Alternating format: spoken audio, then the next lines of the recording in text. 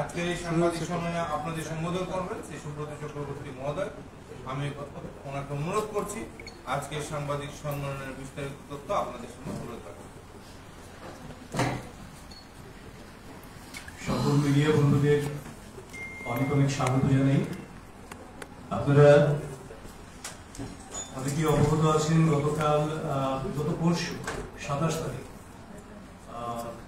রাজ্য মন্ত্রিসভার ক্যাবিনেট বৈঠক হয় এবং এই ক্যাবিনেট বৈঠকে বেশ কিছু গুরুত্বপূর্ণ সিদ্ধান্ত গৃহীত হয়, যার মধ্যে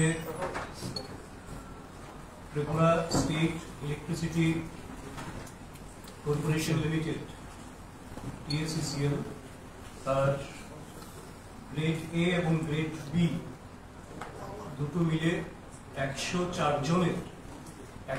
জন ম্যানেজার পোস্ট সেটার অনুমোদন দেওয়া হয়, যা TSECL পরবর্তী সময় ওনাদেরকে নিয়োগ করবেন। এছাড়া যারা সংখ্যালঘু অংশের মানুষ রয়েছে, ধর্মীয় সংখ্যালঘু, প্রত্যেকটি সংখ্যালঘু অংশের মানুষের জন্য মুখ্যমন্ত্রী সংখ্যালঘু উন্নয়ন প্রকল্প নামে একটি নতুন প্রকল্পের অনুমোদন সেই ক্যাবিনেট বৈঠকে দেওয়া হয়। মাননীয় মুখ্যমন্ত্রী অধ্যাপক ডক্টর মানিক সাহা মহোদয়ের পৌরোহিত্যে যে ক্যাবিনেট বৈঠক হয় সেখানে, যাতে ডেয়ারি, হাঁস, মুরগি ইত্যাদি পালনের ক্ষেত্রে তাদেরকে আর্থিক সাহায্য করার সংস্থান রাখা হয়েছে। এছাড়া নলছড়ে একটি মহিলা মহাবিদ্যালয় স্থাপিত হবে সেই সিদ্ধান্ত গৃহীত হয়। এবং আপনারা সবাই অবগত আছেন, ভারতীয় জনতা পার্টির সরকার ত্রিপুরায় প্রতিষ্ঠিত হওয়ার পর আমরা বিভিন্নভাবে আমাদের যারা মাতৃশক্তি রয়েছেন, মহিলারা রয়েছেন, তাদেরকে কি করে তাদের আর্থ সামাজিক উন্নয়ন সুনিশ্চিত করা যায় তার লক্ষ্যে বিভিন্ন রকম কাজ, বিভিন্ন রকম পরিকল্পনা এবং উদ্যোগ রাজ্য সরকার সময় সময় গ্রহণ করছেন।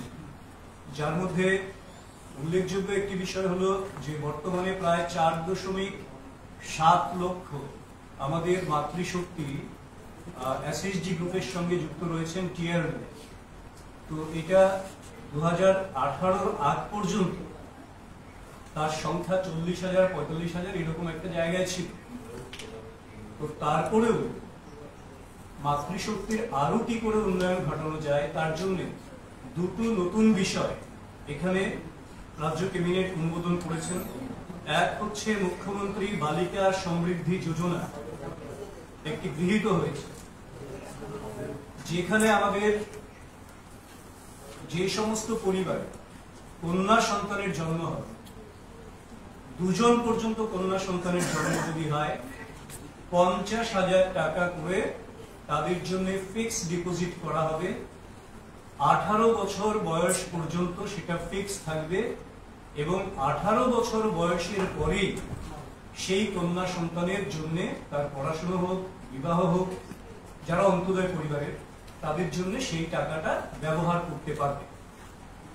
তো এতে করে অন্তোদয় অংশের বা গরিব অংশের যারা মানুষ রয়েছেন, যারা কন্যা সন্তানকে নিয়ে অনেক দুশ্চিন্তাগ্রস্ত হন যে কি করে বিবাহ দেবেন কিংবা কি করে উচ্চশিক্ষা লাভ করবে, সেখানে যে একটা কনস্ট্রেইন থাকে ফিনান্সিয়াল, সেই জায়গাটা অনেকটাই নিরসন ঘটবে এই নতুন প্রকল্পের জন্য। আর আরো গুরুত্বপূর্ণ বিষয় হচ্ছে যেটা আমি বলছিলাম যে আমাদের SHG-তে প্রায় 4.7 লক্ষের উপরে মানুষ রয়েছেন, মাতৃশক্তি রয়েছে SHG-র সঙ্গে।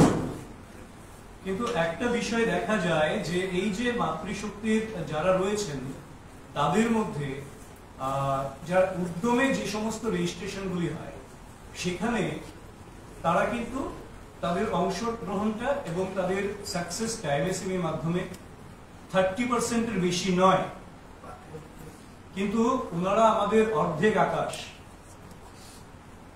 কাজেই তারা কেন SHG থেকে এন্টারপ্রিনিয়র হিসেবে কেন ওদের গ্রোথ হচ্ছে না, সেই জায়গায় কেন ওনাদের ট্রানজিশন হচ্ছে না, সেইটাকে সামনে রেখে এই নতুন একটি প্রকল্প, যেটা নতুন একটি policy Tripura women entrepreneurship policy 2025, সেটা রাজ্য সরকার ক্যাবিনেটে অনুমোদন দিয়েছেন, যার মূল লক্ষ্যটা হচ্ছে কি যে এই যে উদ্যমী আমাদের যারা 98,000-এর মতন এমএসএমই আমাদের রয়েছে উদ্যমী রেজিস্টার, তার 30% দেখা যাচ্ছে মাত্র আমাদের ওমেন রয়েছেন সেখানে, কিন্তু তারা এন্টারপ্রেনিউর হিসেবে বেরিয়ে আসতে পারছেন না। একটা কারণ হচ্ছে তাদের ফিনান্সিয়াল কনস্ট্রেইন, আর্থিক দিক থেকে তারা কি করবেন, কিভাবে করবেন, সেটা ওনাদের একটু কষ্ট হয়, ওনারা সেই জায়গাটা খুঁজে পান না।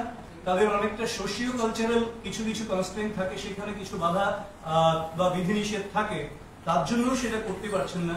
কাজেই তাদেরকে যাতে সাকসেসফুল এন্টারপ্রেনিউর হিসেবে আমাদের মাতৃশক্তিকে, মহিলাদেরকে যাতে সেই জায়গায় পৌঁছে দেওয়া যায়, ট্রানজিশনের সেই সুযোগটা যাতে পান, তার জন্য, এবং তারা যাতে রাজ্যের যে আর্থসামাজিক বিকাশ হচ্ছে সেখানে যাতে সমান তালে অংশগ্রহণ করতে পারে, যাতে করে রাজ্যের আর্থিক উন্নয়ন, সামাজিক উন্নয়নের সমান অংশীদার তারা হতে পারেন, সেই লক্ষ্যটাকে সামনে রেখে জেন্ডার ইকুয়ালিটিকে গুরুত্ব দিয়ে এই প্রকল্প, এই নতুন পলিসিটা আমাদের গৃহীত হয়েছে, এবং যেখানে 1 কোটি টাকা পর্যন্ত তারা ঋণ পাবে।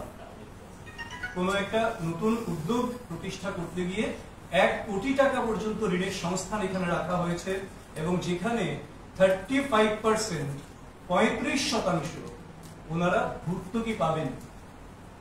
তো এতে করে আমাদের মাতৃশক্তি স্বাবলম্বী হবে, এবং যেই জায়গাগুলিতে, এবং এটা সবচেয়ে বেশি গুরুত্ব দেওয়া হয়েছে সেই এন্টারপ্রেনিউর যদি রুরাল সেক্টরে, আরবান সেক্টরেও সেটা হবে, কিন্তু রুরাল সেক্টরে সবচেয়ে বেশি গুরুত্ব দেওয়া হয়েছে। তার মানে যাতে করে আগামী দিনে গ্রামীণ অর্থনৈতিক বিকাশটা এবং গ্রামীণ যে সামাজিক উন্নয়ন, সেখানে আমাদের মহিলাদের অংশগ্রহণ যাতে অনেক বেশি হয়, এবং তাতে করে যাতে সেই জায়গাটা তৈরি হয়, মানে সমানতালে গ্রাম এবং শহরের উন্নয়ন। তো সেইটাকে লক্ষ্যমাত্রা নিয়েই কিন্তু এই পলিসিটি রাজ্য সরকার অনুমোদন দিয়েছেন, এবং আশা করি আমরা এই পলিসি অনুমোদন দেওয়ার ফলে আগামী 2-1 দশকের মধ্যেই ত্রিপুরা রাজ্যের মহিলারা আর্থসামাজিকভাবে, সাংস্কৃতিকভাবে রাজ্যের সার্বিক উন্নয়নে তাদের অংশীদারিত্ব অনেক বাড়বে, তারা অনেক বেশি স্বাবলম্বী হবেন, এবং অনেক বেশি মাত্রায় তারা সফল এন্টারপ্রেনিউর হিসেবে নিজেদেরকে প্রতিষ্ঠা করতে পারবেন। কাজে এই যুগান্তকারী সিদ্ধান্ত এবং এই ধরনের পলিসি নেওয়ার ফলে আমরা ভারতীয় জনতা পার্টি ত্রিপুরা প্রদেশের পক্ষ থেকে রাজ্যের মাননীয় মুখ্যমন্ত্রী অধ্যাপক ডক্টর মানিক সাহা মহোদয়, ওনার পুরো ক্যাবিনেট, ওনার পুরো দলকে আমরা আন্তরিকভাবে অভিনন্দন জানাই, শুভেচ্ছা জানাই, এবং আমরা আশা করি রাজ্যের সমস্ত অংশের মানুষ এই সুযোগ সুবিধা লাভ করবেন, এবং নিজেদেরকে স্বনির্ভর করার জন্য, আত্মনির্ভর হওয়ার জন্য তারা অগ্রণী ভূমিকা নিয়ে সামনে এগিয়ে আসবে। অনেক অনেক ধন্যবাদ।